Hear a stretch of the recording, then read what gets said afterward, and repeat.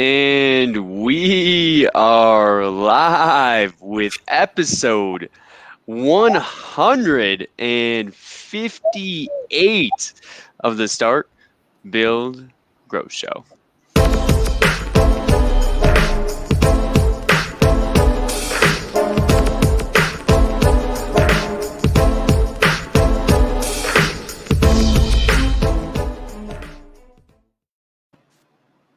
What is going on, everybody? Welcome to episode 158 of the Start, Build, Grow Show. We are excited to have two great guests today in the house. Very excited to have them. We're going to drop some knowledge on you guys regarding supplements. And of course, our boy Randy Brothers, once again, is a no-show, man. This guy is traveling the world. RV. I think he's been to Arizona. He's been to Utah. I'm not really sure where he is. Where's Waldo? Where's Randy Brothers? I don't know. But sounds like he's living the dream over there. But we're going to have a great episode for you guys nonetheless, so do not worry about it. Elizabeth and Jason, thank you guys so much for joining us today. Yeah. Absolutely. Thank you so much for having us here. For sure. And where are you guys right now? We are in Guadalajara, Jalisco, Mexico. Ooh, I like the way you said it too. It sounds like a very cool place. And then how's the weather out there today? Not too bad today. It fluctuates throughout the week, but today's actually a good day. Sun is out, looks great outside. Cool, awesome. Well, I always like to kind of start with a background, just a little bit of story of who you guys are, what you guys do, how you got in this space, and whatnot. So, Jason, do you want to do us a favor and start us out, and then we'll go with Elizabeth and kind of talk about how you got in the roofing space? Yeah, definitely. So, I was doing windows and construction work, and then I took over a roofing company because I was doing the extra trades. I got out of it. I got back into doing roofing with Kyle, learned the supplement game, and basically ran most of the supplements with Kyle. He'd step in every once in a while when I needed a little bit of assistance. But back then, the majority of the supplements was decking, and then I would bring other stuff into play, like siding and so forth. Like we had an 800 square foot house that I turned into a $30,000 job. And after that, Kyle goes, well, maybe we should look at doing siding because we made like killer money on it. So who was it? Was that you or Kyle Larson that made that happen? I did. Oh, Kyle's smart. Kyle's a smart guy though. He's been on the show for sure. He's a smart dude. Oh yeah, he is, but he didn't want to do siding, and I had done it before, and I'm like, it's a lot of extra money. And back then it was 3 trades you get O&P. So we had roofing, we were getting a redeck, we had gutters, and then there was the siding. And that job was kind of funny because we didn't really use Xactimate back then. We just looked at what the insurance paid, and we had Xactimate, but we would just plug in certain things like decking, and we know what they were paying at that time and use that on our Excel spreadsheet. Very cool. We had sent that one over, and the insurance is like, we need this in Xactimate form. So we put it together, and it actually came in like $4,000 higher. And I was like, okay, you're paying it now. And the guy's like, okay, fine.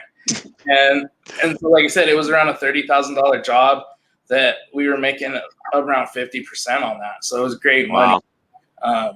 And then, Kyle, stuff happened with KWL. We had to do the litigations and stuff. And Kyle, had his issues. And so I went into just a supplement company, SIBS, which I ran for quite a few years. And then it got really hard dealing with insurance companies because the contractors wouldn't always tell the homeowner what was going on. And then the insurance companies would call and they'd say, well, you don't have authorization. And so it became very difficult.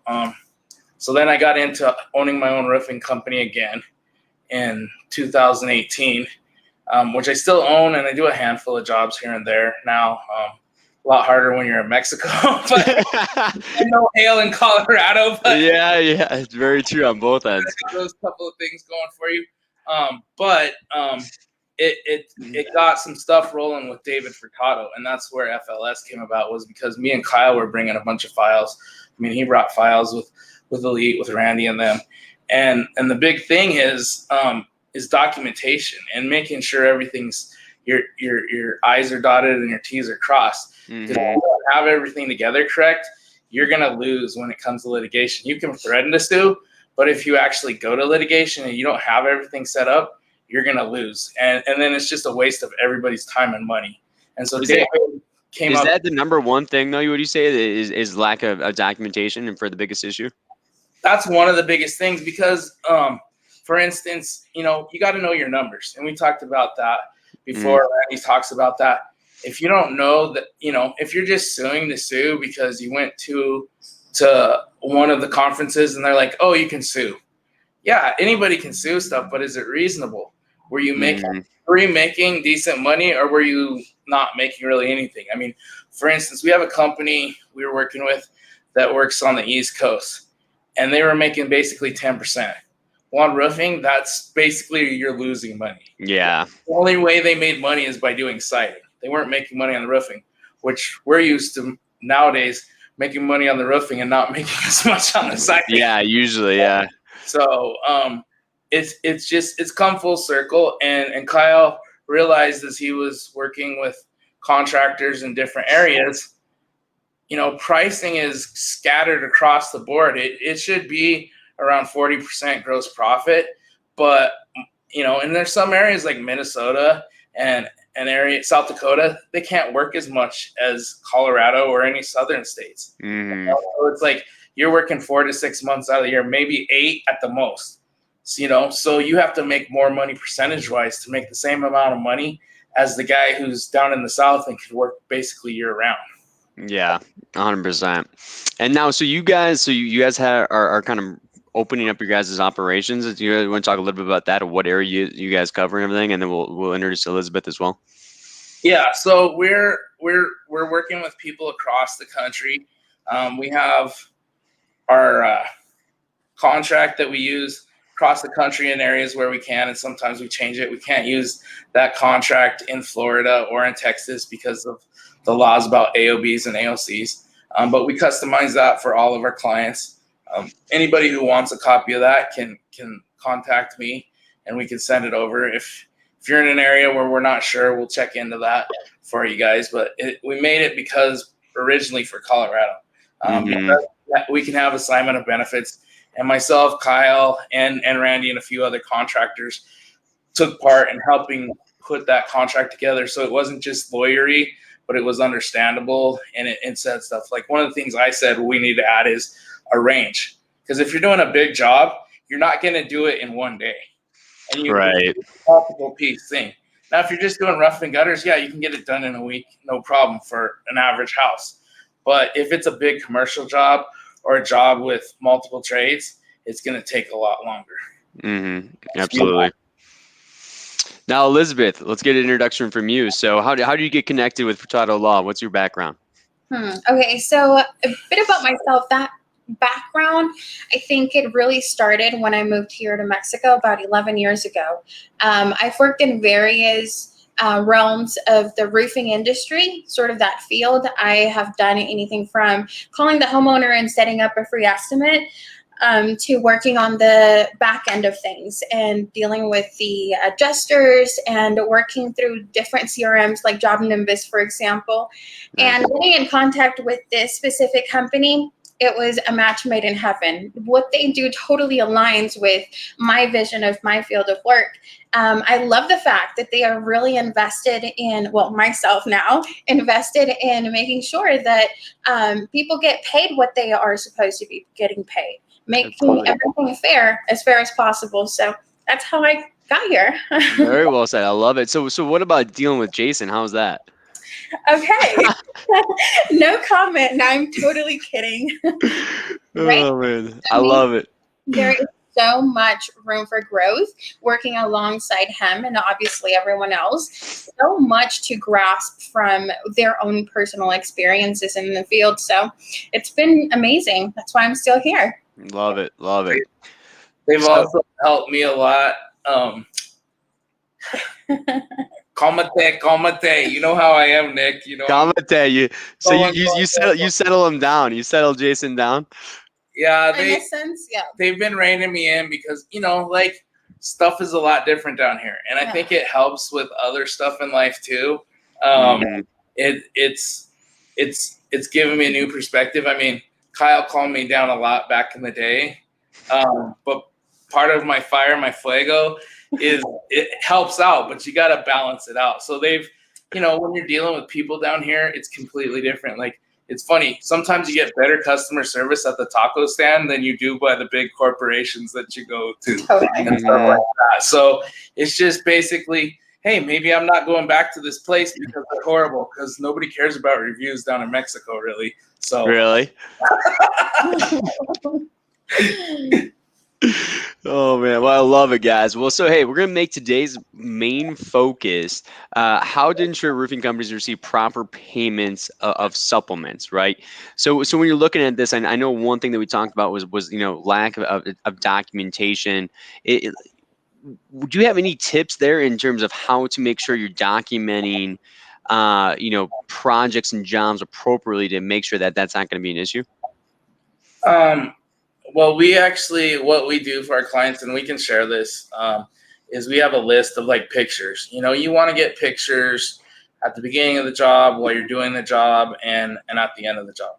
Now, sometimes if you get really good, you can take the pictures at the beginning that will basically take care of it. Like, for instance, step flashing. If you get a picture showing, there's holes in it, it's rusted, or it's got a lot of tar on it, that can't be reused. It's that's not that hard.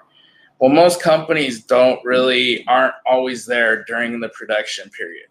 And it's hard to get the guys to do pictures. I mean, everybody's tried a million things. Some guys it works, some guys don't. Some guys say, hey, we'll give you $50 extra job for getting these pictures. And most of the time they get them, but it doesn't always work. But being in tune with the labor pool helps a lot. On myself, if there's a job that has bad decking, my guys let me know, because they know they're getting paid for it, but they got to let me know.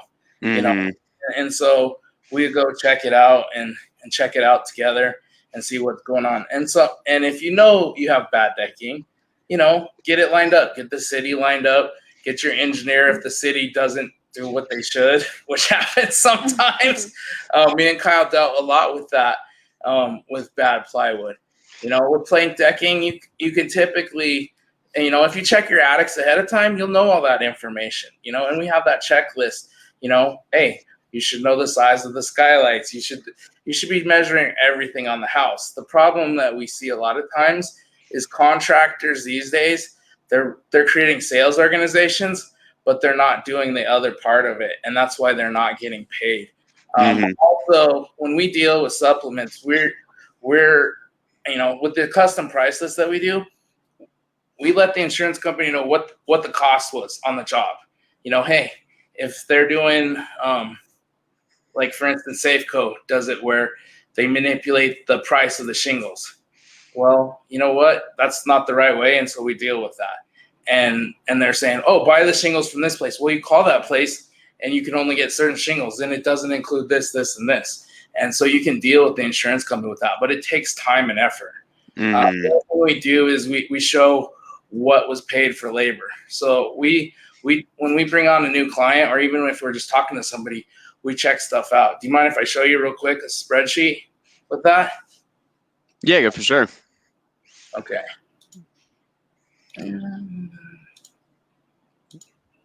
Okay, so this is Atlanta, Georgia. So this is just an example of a March and May.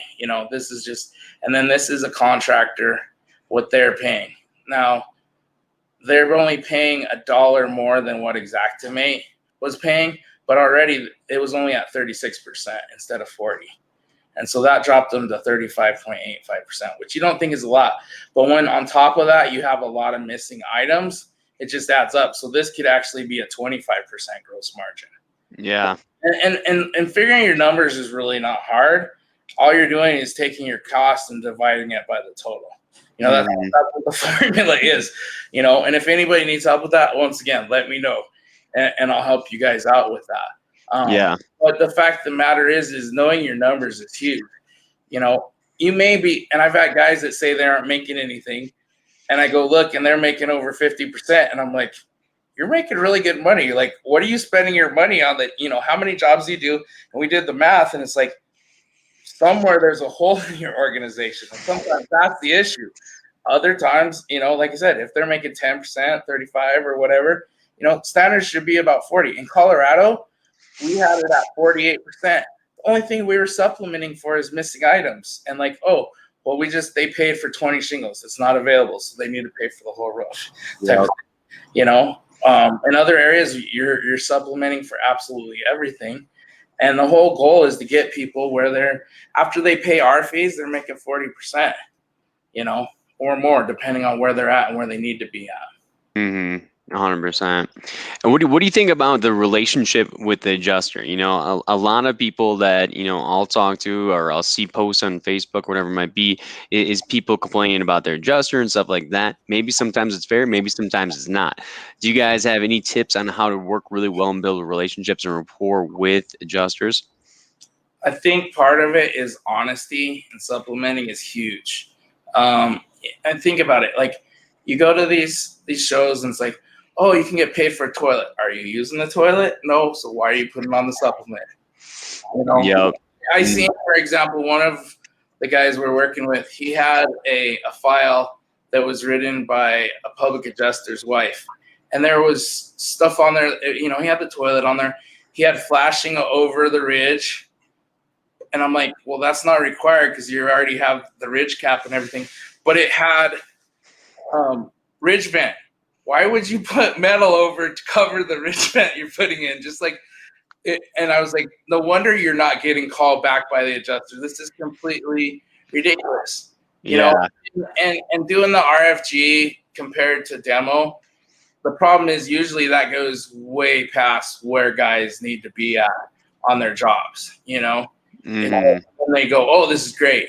And does it work in appraisal? Sometimes. But sooner or later, they're going to start tightening up, and they're always constantly changing the rules. And one of the biggest things I think we need to do is get together as contractors and work together instead of working against each other. I mean, it's always talked about, but nobody really does it. And there's some of that going on. But if we did it more in Colorado when those laws were going on, and still to this day, when laws come up, we have the lobbyists paid for that know what's going on and can come and say, hey, this is coming out. We need to deal with it. And then everybody throws money into the pool to take care of those issues. So if that happens across the nation, it'll be better for everybody. So you're saying additional collaboration between the contractors throughout the country?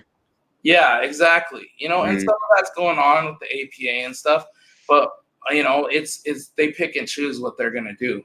If we can figure out a way to do like the insurance companies do, yeah, they're in competition, but they come together and why do you think all of them are telling you we're not paying for this at the same time? Because they've blocked, we have these round tables and not say I'm too busy. Because guess what? When we see you guys jet skiing in the middle of roofing season, we know you're not too busy. True. Very true. Very true. So what about, utilizing Xactimate? Did you have any tips for contractors out there on making sure that they're using Xactimate effectively? Number one, they need to check their numbers. They need to have good F9 notes when they're putting stuff together.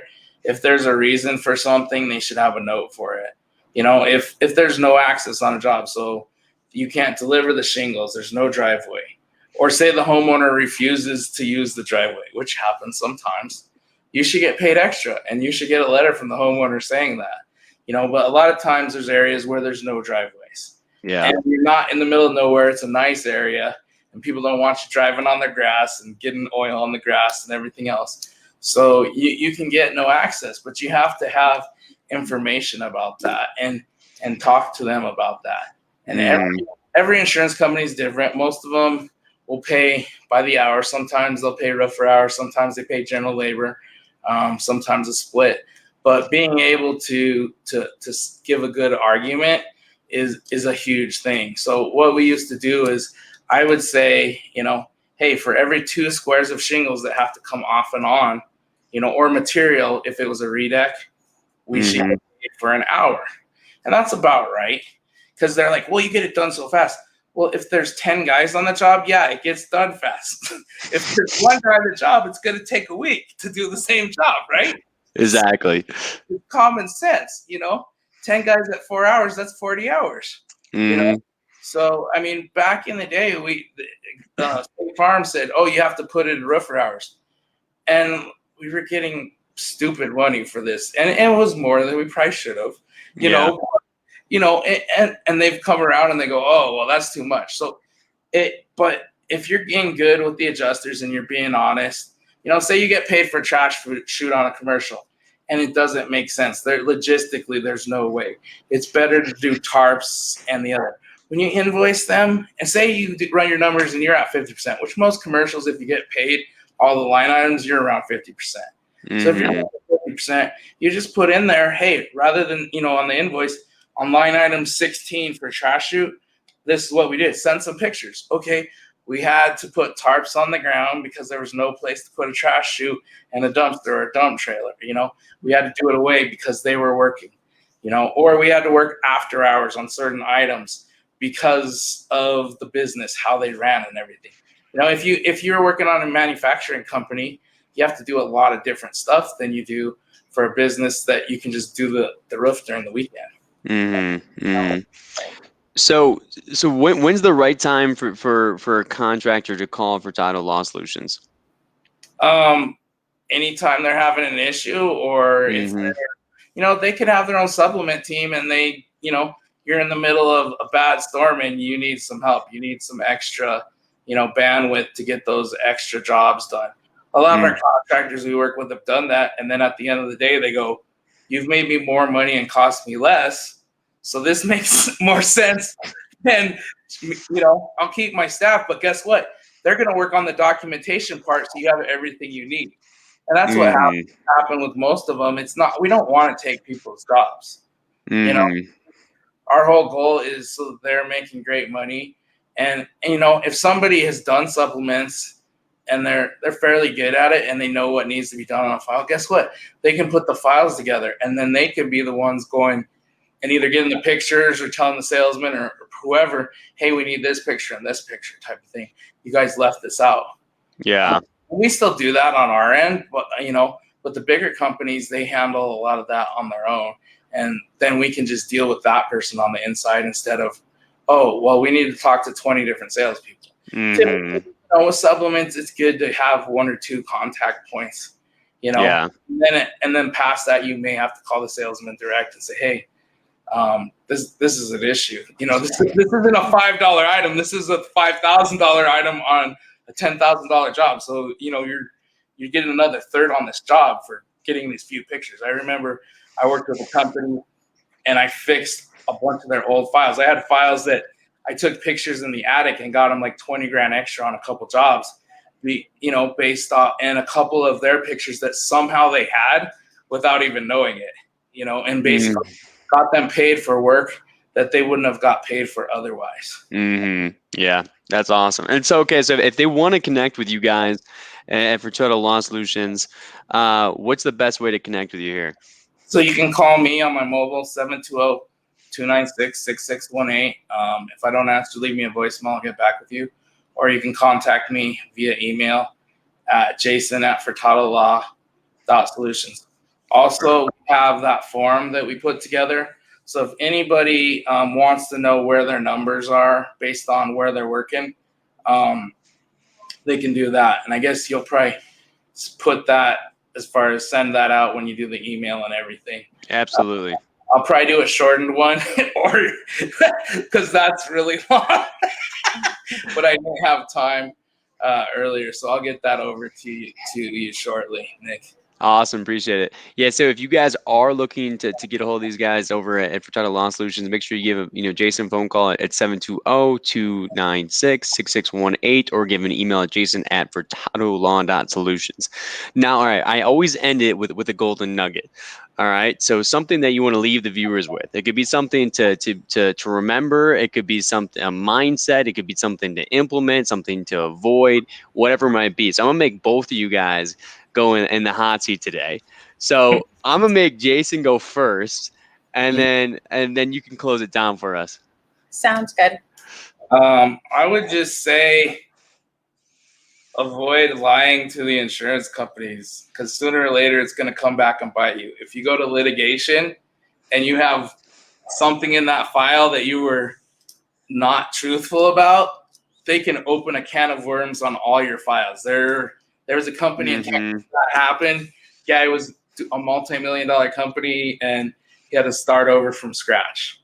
So you want to be honest above all. Yep. Honesty with the insurance company. All right, Elizabeth, what about you?